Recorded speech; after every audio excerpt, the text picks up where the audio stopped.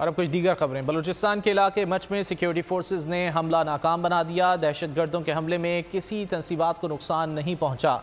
ज़राए के मुताबिक फोर्सेज को मौसर जवाबी कार्रवाई से हमला पसपा दहशतगर्द फरार हो गए। सिक्योरिटी फोर्सेज को दहशतगर्दों के हमले की इत्तलात मिली थी।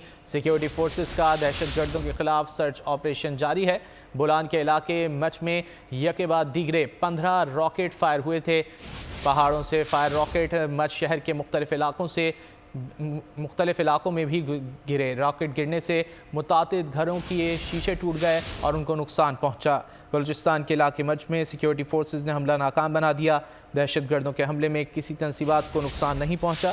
फोर्सेज की मौसर जवाबी कार्रवाई से हमला पसपा हुआ और दहशतगर्द फरार हो गए। सिक्योरिटी फोर्सेज को दहशतगर्दों के हमले की इत्तलात मिली थी। सिक्योरिटी फोर्सेज का दहशतगर्दों के खिलाफ सर्च ऑपरेशन जारी है।